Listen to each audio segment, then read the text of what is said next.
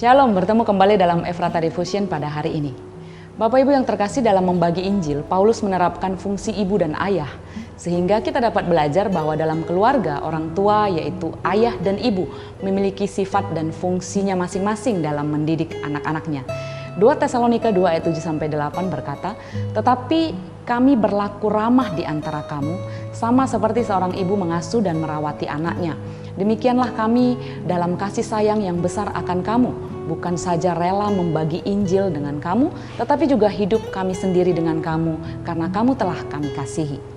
Seorang ibu mengasuh, merawat, dan menyayangi anak-anaknya sedemikian rupa.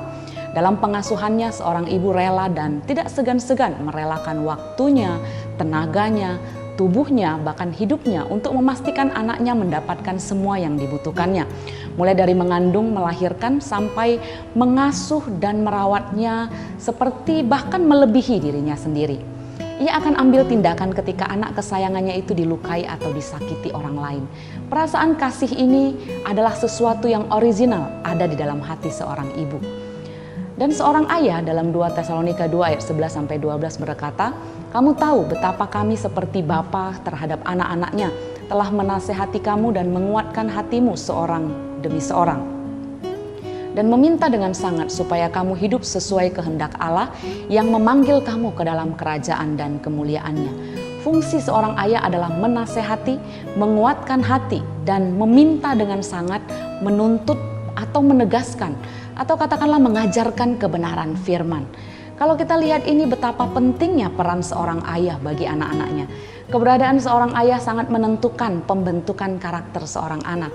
Dari ayahnya lah seharusnya seorang anak dinasehati, diajarkan, dituntun melalui teladan untuk hidup dalam aturan dan kebenaran Allah. Maka sangat fatal jika seorang ayah tidak menjalankan fungsinya. Ini yang menyebabkan kerusakan dan kehilangan identitas generasi. Bapak Ibu, kita bisa sadari hal ini.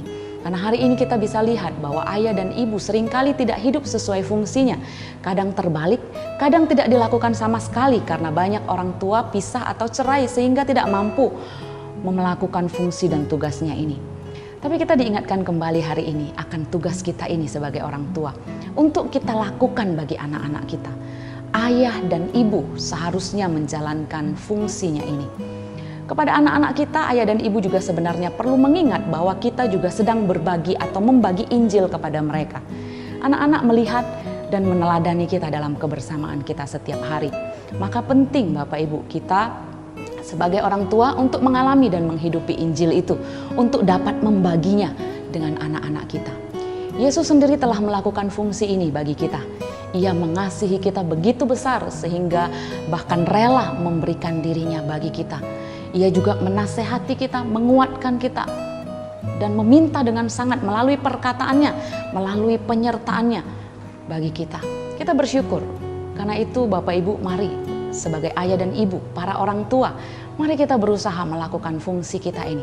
Pastikan untuk tidak lalai hidup dalam kebenaran dan membawa anak-anak kita mengenal dan berjalan di dalam kebenaran Tuhan. Mari kita berdoa. Tuhan, kami bersyukur untuk peran yang Tuhan berikan kepada kami sebagai ayah, sebagai ibu. Tolong kami Bapa untuk bisa melakukan tugas dan peran ini seturut dengan kehendak-Mu. Tolong kami Bapa supaya bisa melakukan ini, supaya anak-anak kami, bahkan anak-anak rohani mungkin yang ada di sekitar kami, itu bisa melihat dan mereka juga bisa meneladani. Dan bahkan kami terus bisa mengajarkan kebenaran dan juga jalan yang Tuhan ingin kami jalani. Karena itu Bapa, Tuhan beri kami kekuatan, Tuhan beri kami kemampuan. Kami berserah kepada Tuhan. Hanya di dalam nama Tuhan Yesus Kristus kami berdoa. Amin. Tuhan berkati kita. Shalom.